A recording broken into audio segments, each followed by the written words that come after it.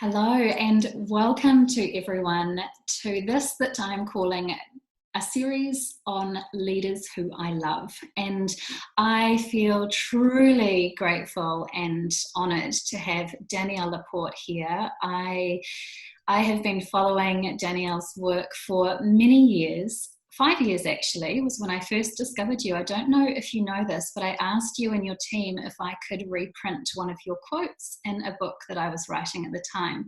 And you and they gracefully said yes. And ever since then, I've learned more and more about you and your work, obviously become a design map facilitator. And really your work, your words, your poetry, your love has infused my life. And so I'm so grateful to you for being here today.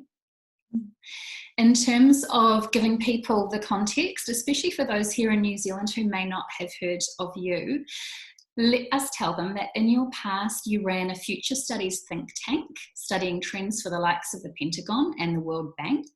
And since then you've been on a journey to discover the power of heart intelligence. You are the creator of the Design Map series of Heart Centered, which is a beautiful membership platform and community, which I'm having the pleasure of being part of. A beacon of light for so many millions of people, not just in this time, but all the times that preceded this particular crisis, and I'm sure all the days and weeks and months ahead, and not to mention a member of Oprah's Super Soul 100.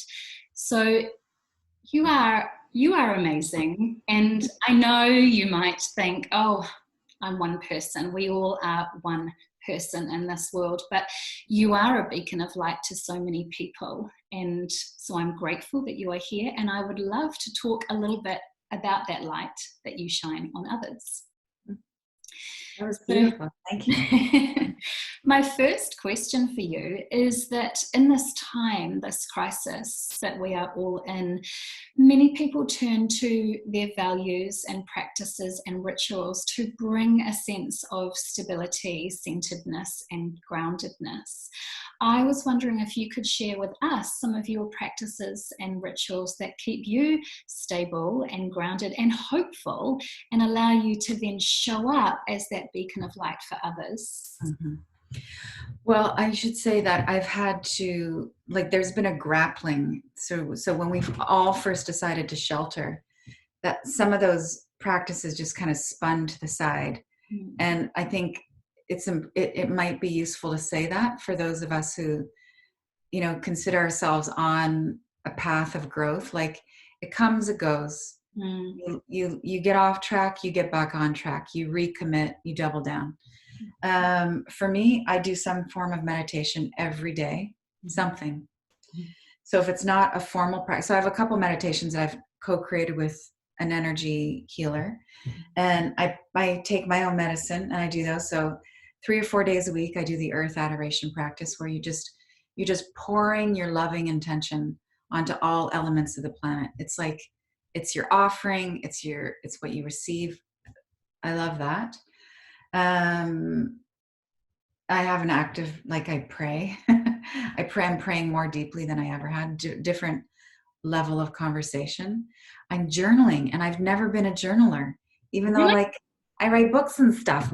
I mostly just am capturing ideas, but not diaristic, but I've been starting to do that, mm-hmm. and journal more after a meditative practice. And, I've worked here and there with breathing practices, and I'm finding it's crucial right now. So a lot of left, right, alternate nostril breathing practices, and and clean eating has really helped. So just stay away from sugar. Mm-hmm. And I'm just really into the stillness right now, coinciding with all the tragedy. But I think we're all being called. Those of us who have the good fortune where we can be still, it's really time to be still. So I'm going in. I've kind of fantasized about these circumstances for a long time, just the whole wide world would slow down. Yeah. Is that what it would take for you to slow down? Is that pretty much? So living quite, I'm looking at it more as monastically right now with my 16-year-old son. Isn't it much as we can with our children at home. Yeah. I totally understand that. And I've heard that some people are dubbing this time as the great pause. And I think if we are in a position where we can slow down and find that stillness and reconnect with old practices, or maybe try new practices like meditation and journaling, it's such a wonderful time to explore not just, the world and what's going on, but explore the inner landscape. And I, like you, I do my morning meditation and I journal afterwards. And what often comes up for me in my journaling is poetry. And I have never considered myself a poet, but it just it comes, and I reread it afterwards with no editing. And there's always a truth in there that I obviously needed to hear on this particular day. And so I'm wondering, for you, what is the deepest truth that you hold on to, or maybe that you have discovered in this time, that is really allowing you to be still and at the same time find strength and to fortify you through this time? Mm-hmm. Well, it sounds so light and so cliche, but really one day at a time. Like, I'm experiencing just intense pressure. And I found at the beginning of this, like, the pressure of what was going on, the psychic pressure is just, it's exhausting. So, and I don't think there's a way around it. Like, if you're alive, if you want to be more conscious, you're going to feel everything that's happening. And it doesn't mean you have to be porous and not have boundaries, and it doesn't have to stop you in your tracks. But clearly, the mother is asking us to slow down and feel things. So I can't even remember what the question was, but I'm feeling that. I'm feeling the pressure. What was the question? The deepest truth that you hold on to, or that you have discovered. One day at a time. Like, even I just have to let everything go. I mean, for me, this is like, it's the greatest shedding ever. I'm examining all the dreams I've had. Are these still sufficient to who I want to be, to who I am in these times? Are they inclusive? Are my dreams inclusive enough of my shadow side, of my light side, and everybody else in my community?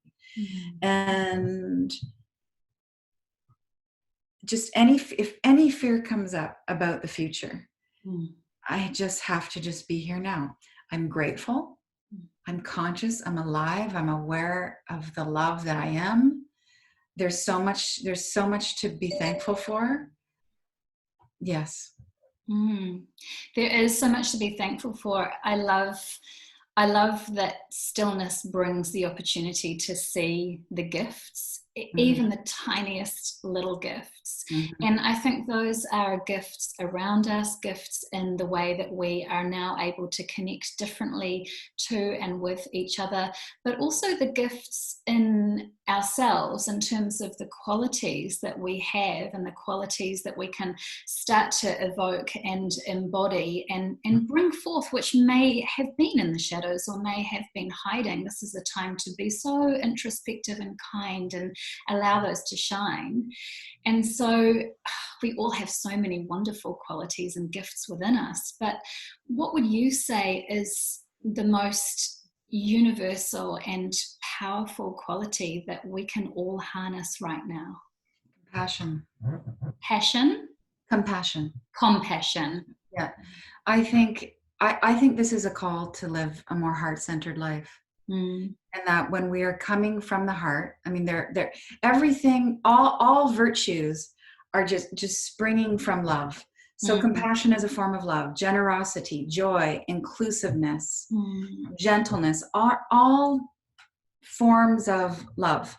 So some of us have virtues that we're more adept at. Some of us are easily generous. Some of us are more easily joyful. The idea is to, like, kind of bring all of them up and get them working together. So pick your own heart virtue, but we know instinctively what they are. We know what a heart-centered value is. But I would say compassion, like, everybody who's even just sort of low spectrum of being loving and aware and feeling connected to themselves, to the divine, to each other, can have compassion for anybody who's suffering right now, whether they've lost their job, or they're losing a loved one, or they're on a respirator, or they're afraid of all of those things happening. Compassion. Yeah. And I'm having, like, where I'm being called to be more compassionate right now is there's lots of people who I don't agree with their perspective or their response to the situation. And that's a call for me to just, like, love.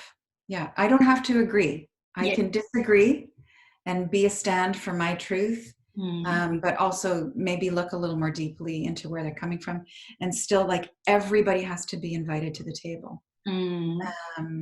So I find myself, I'm following people I don't usually follow. I'm checking news sources I don't usually check.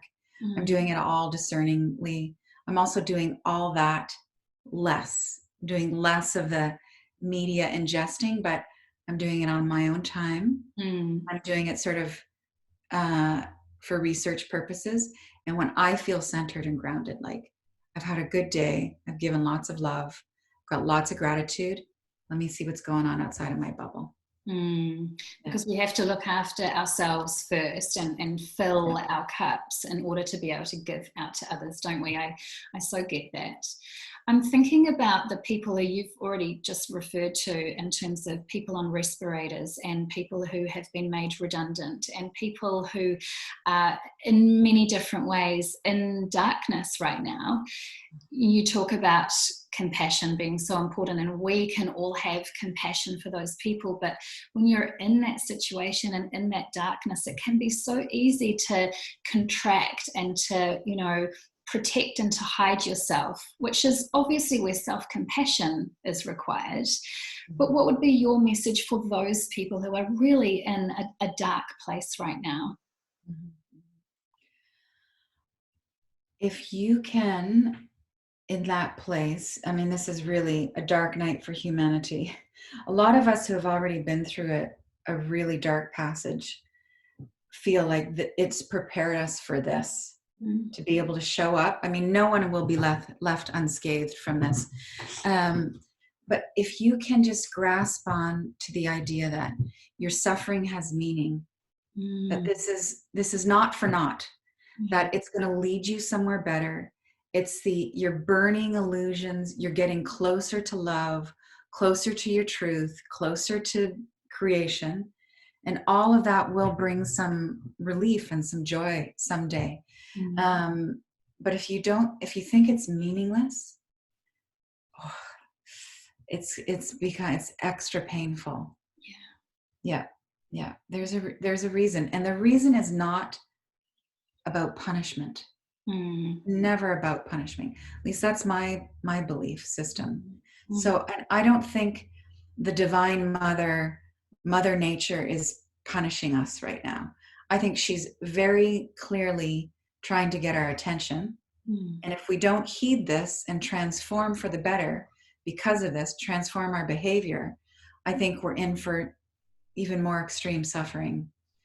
But she's not doing this to punish us. Yeah. I agree. I think it's been coming for a long time, and many people have been talking about it coming for a long time. Who knows what that is, now we're in a form of it, which is a pause and a time to really, as you say, pay attention and heed the signals. And I think one of the things that we can see through this time is possibility, from this kind of huge, shocking, catastrophic, devastating time, we can actually, as you say, transform and grow and, be so much more and be so much better, if you like. And so I'd love to ask you, as a final question, what did you never consider before that now seems possible? Well, I would say I've considered it all before, but now it just seems urgent and it seems like a must do now. Well, I'm forgiving in ways I thought I would get to later.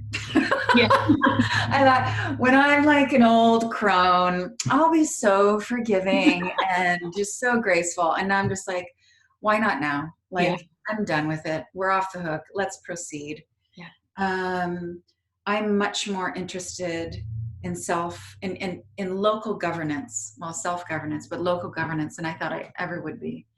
I'm having conversations with neighbors that I haven't had ever on my street. Yeah. Yeah. And I think what we're going to see, I think we'll see all of those variations of all of those things, especially localized government. But this really is, could be, should be, will be the rise of feminine principles. It's the medicine for everything that needs to be born of this situation, so this doesn't happen again.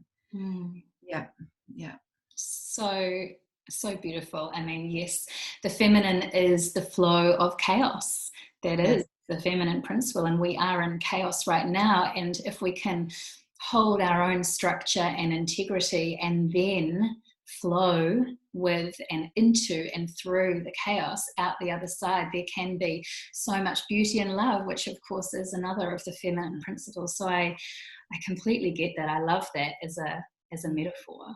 And you yourself are such an embodiment of so many of those feminine principles. As a leader who I love, the grace and the generosity, and yet the clarity of the wisdom that you bring is so profound and so practical and useful, because we can hear your words and your messages, it makes sense, and then we can go and actually enact and make change.